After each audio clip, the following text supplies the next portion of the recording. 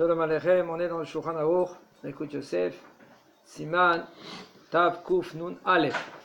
Dîner Erev Tisha B'Av, la halachot de Erev Tisha B'Av. Et Seuda Mafseket.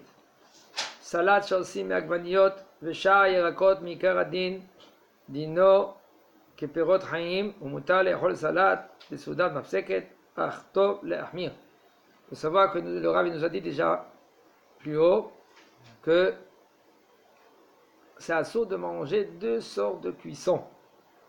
Maintenant, si c'est une sorte de cuisson et aussi des perot haïm, des fruits ou des salades, alors il n'y a aucun problème. Ça ne s'appelle pas de cuisson.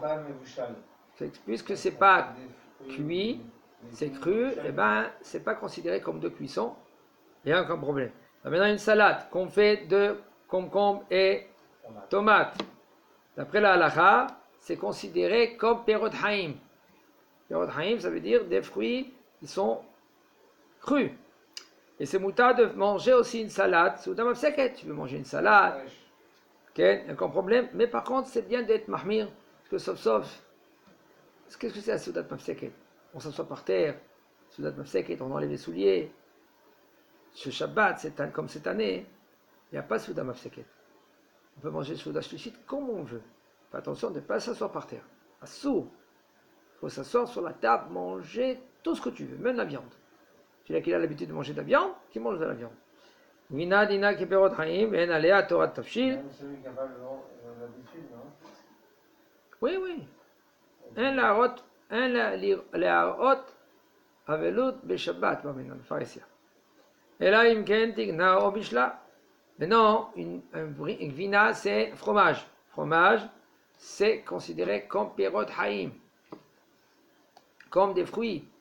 Et tu peux manger du fromage, mais fais attention, si maintenant tu prends le fromage et tu le mets dans un toast, où tu mets du fromage et tu mets ta gaine et tu fais frire, ou tu cuis le fromage, là c'est assour. Les chosrim, ok.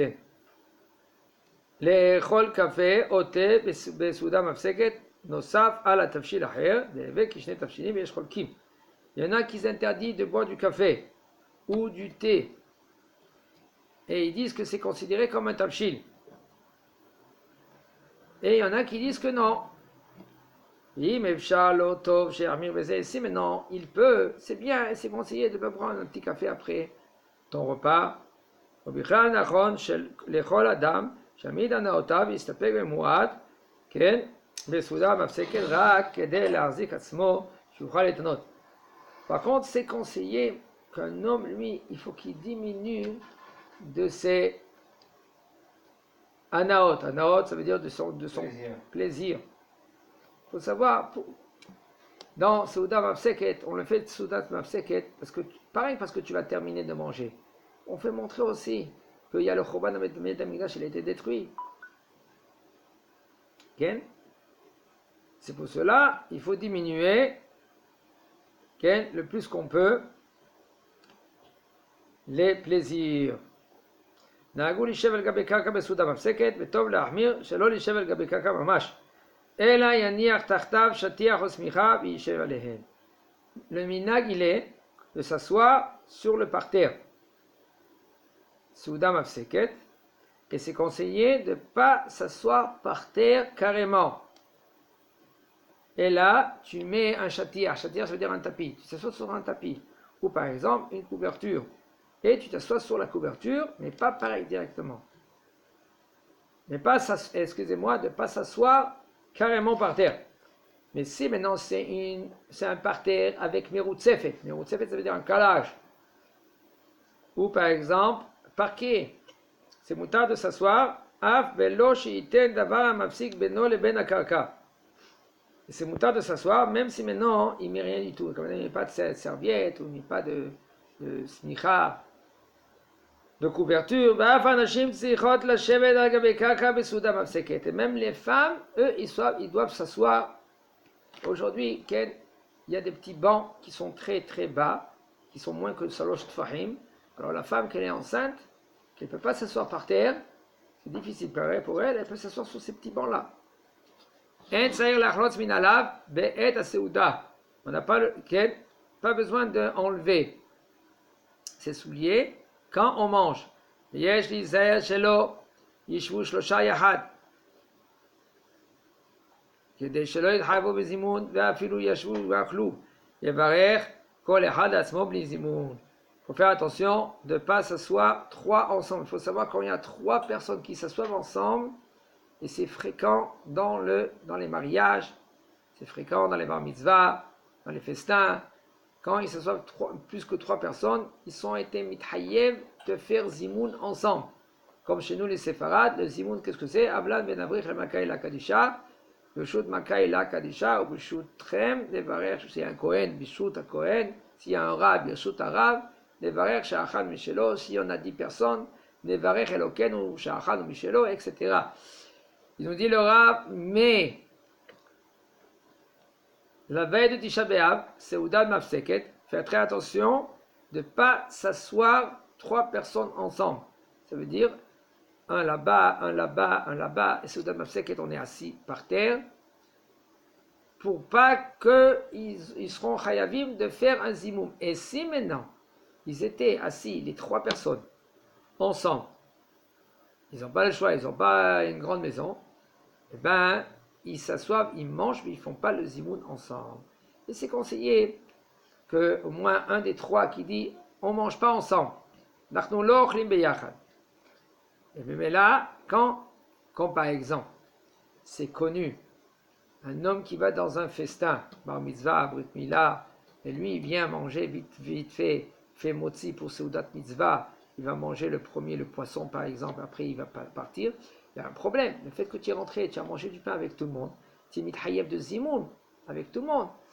Et je ne crois pas que, peut-être oui, ceux-là qui aussi vont partir après dans une petite demi-heure, et eux, ils veulent faire zimoun avec toi, ils ont mangé avec toi kazaït, ils vont faire zimoun avec toi puisqu'ils vont faire zimoun avec toi. Alors il n'y a aucun problème, tu peux faire zimoun avec eux. Mais si maintenant, tu ne sais pas, tu es dans une situation pareille, okay, c'est conseillé que tu te dis à toi-même, dans ta tête, tu dis, moi, je ne m'associe pas avec eux dans le repas. C'est-à-dire, je mange, et zémoïl, il y en a des poskim qui disent qu'il n'y a aucun problème, tu manges et tu ne manges pas avec eux. Comme ça, tu ne seras pas être chayav de faire le zimoun ou de chercher de faire le zimoun. Il nous dit le Rav, Im achal kodem hatzot afilu da'ato shalo le'echol ot mutar le'echol shne tafshilim. S'il a mangé avant hatzot, avant le milieu de la journée, si maintenant, afilu da'ato, même que si maintenant il n'a plus envie de manger, okay, ça, c'est considéré qu'il peut manger plus que 2 tafshilim, parce que c'est avant Hatzot. Rien à filu ochel achar Hatzot, même si maintenant, lui, il va manger après Hatzot. Imdato le'echol acharea, seudat keva, mutar le'echol shne tafshilin. Et si maintenant il a son attention de manger après, ken une seudat keva, ça veut dire que lui, il a déjà mangé après-midi, et lui, il va dire, c'est pas son dernier repas. Son dernier repas, c'est dans 3-4 heures. Alors il dit le Rav, il n'y a aucun problème, tu peux manger même plus que 2 cuissons. Comme les rolot im shnaim aherim, velonesa bishne tavshinim. Tu peux manger même avec d'autres personnes et il n'y a aucun problème. Et là seulement, il nous dit le Rav, she'ochel achar hatzot, ve'medato le'echol achaya sudachet. Si tu manges après hatzot, après le milieu de la journée. Ici en Israël, c'est presque midi 35. Et tu ne veux plus manger. Par exemple, tu manges à 6 heures, 7 heures en Israël, heure Israël. Et tu dis, je ne veux plus manger. Après cela, si c'est Ouda Mafseket, alors tu n'as pas le droit de manger plus que 2 cuissons et avec quelqu'un d'autre. Yesh omrim, en omrim vidui venifilat apayim mincha shel erev tisha b'av ibne shenikra moed umiu belel tisha b'av omrim tikun chatzot karagil. On n'a pas le droit de dire vidui et nefilat apayim ba mincha tisha b'av parce que ça s'appelle moed. Ou mieux, par contre, la veille de la nuit de Tisha B'Av, on dit quand même Tikkun Hatzot comme on a l'habitude. Toshav Arzot Abrit, She'achal Seuda Mafseket, Erev Tisha B'Av, Tas l'Eretz Israël, Hashai Le'echol B'Motzei Tisha B'Av, של ארץ ישראל, כי מנהג תושבי ארץ ישראל. ואין עוד צריך להמתין עוד 7 שעות, שיגיע הזמן צאת הכוכבים בארצות הברית, שאין לו אלא מקומו ושעתו לחומה ולכולה. Il faut savoir qu'un homme qui vient de l'Amérique, et après Souda Mafseket, qu'est-ce qu'il a fait? Il s'est assis, il a mangé Souda Mafseket, il a commencé de faire le jeûne, et il a pris l'avion pour venir en Eretz Israël. Et dans le temps, combien de temps? Presque 13 heures de vol. Il va arriver en Eretz Israël, et dès qu'il va arriver à Israël, quand ça va être Tzet HaKoravim d'Eretz Israël, le Tzom il va sortir, lui le Rav, il doit faire Tisha B'Av comme en Eretz Israël. Si maintenant Eretz Israël ça sort à 8h, 8h10, 8h20, et ben lui il arrête son jeûne à 8h20 et pas besoin de rajouter encore 7 heures comme les Américains en Chutz La'aretz. Chazak ou Baruch.